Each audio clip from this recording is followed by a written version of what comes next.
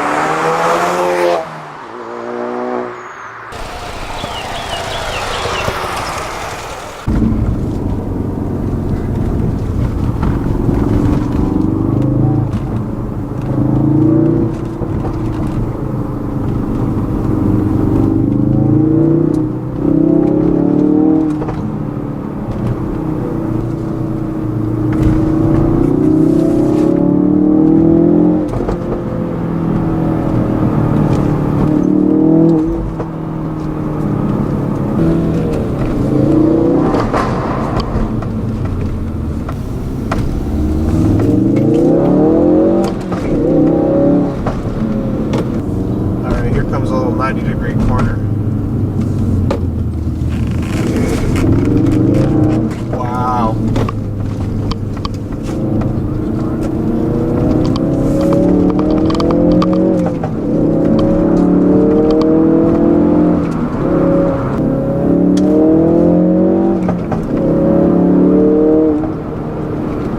The popping is incredibly consistent and goes a long way to make it fun.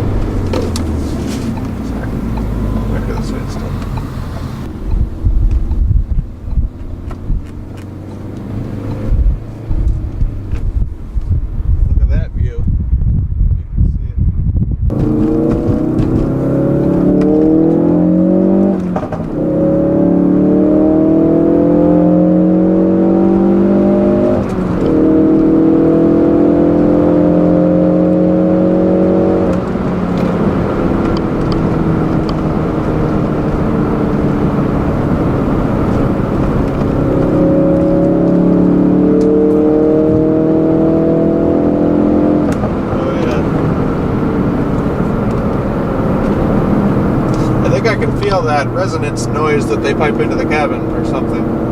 I'll have to research that, but I think I feel something weird at the higher RPMs. Let's see. Third gear.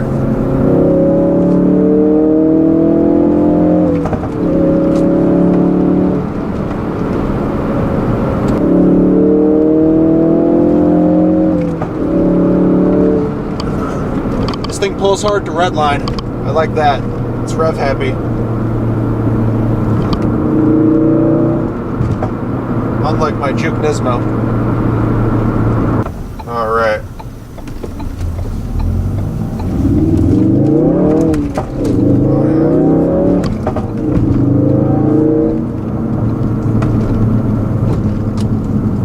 So as we know, this car was made to excel in the turns. So here's one of my favorite curves here. Favorite turns. Second gear. Here we go. Oh yeah. Oh yeah. Amazing.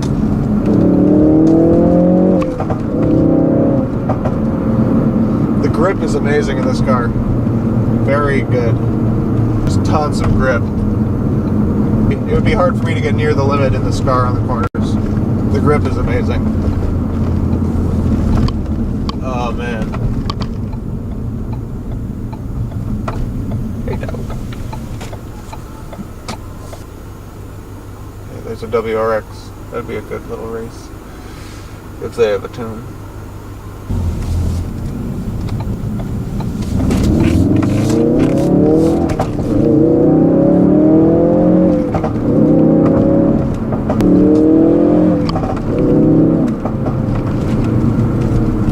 WRX is in pursuit. Yes, indeed.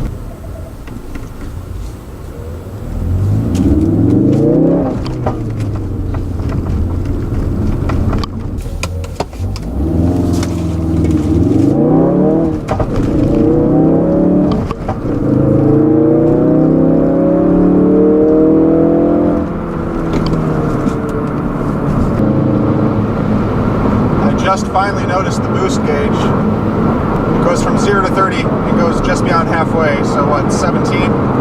Sounds about right. 17 PSI. Let's see if we can make it go any higher.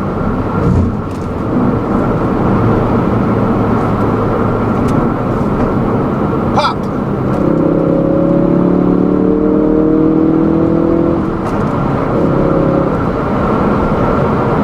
It went a little bit higher. 18 PSI? I don't know. 19. So speaking of tall gearing, let's do a third gear pull here. 65.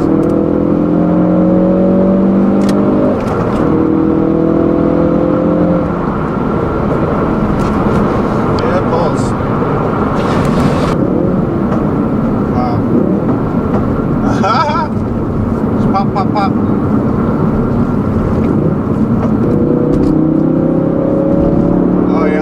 Fourth gear is great. You can tell it has about double the power of my Juke Nismo, and it uses it well.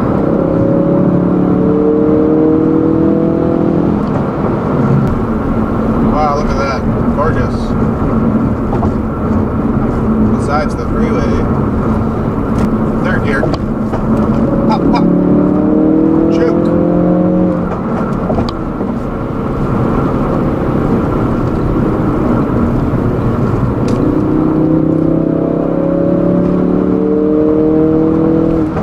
Hauling ass. I'm very proud. Oh yeah. It's great power and a great chassis, but overall I wish the steering feel was different in the steering wheel. Oh no. No. Oh well, it's moving. Oh, oh. This thing doesn't have a super heavy flywheel like the Juke. Plus it has tall gearing, so there's that too. Maybe that's it. So you can't creep like the Jukester. Speaking of Jukes, there's one right behind me. So yeah, this car basically feels like a fast Focus ST with all-wheel drive. And that's what I expected, and it's great. Besides the steering wheel, clutch feel, a couple things, it's a great car. I love it. You know what? I'm going to go this way. I'm going to go somewhere else. Let's go. on out, Civic. Sounds like a WRX or something.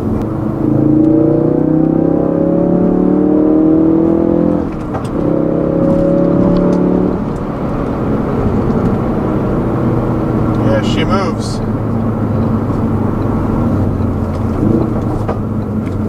I can't get the rev match because the pedals are spaced too far apart. If I had shoes it would help, but the pedals are spaced too far apart.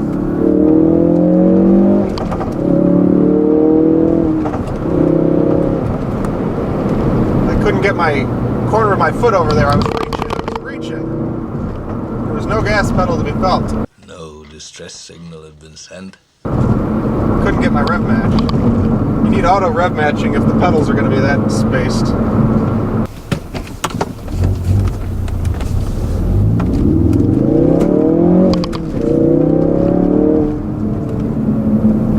Cool. It's fun not to spin the tires. It's great.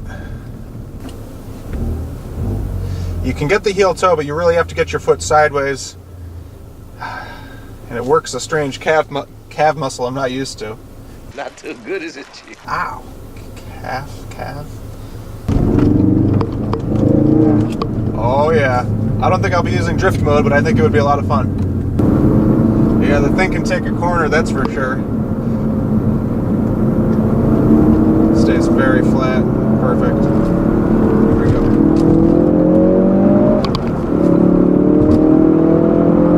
Continue on I-15 south for 4 miles.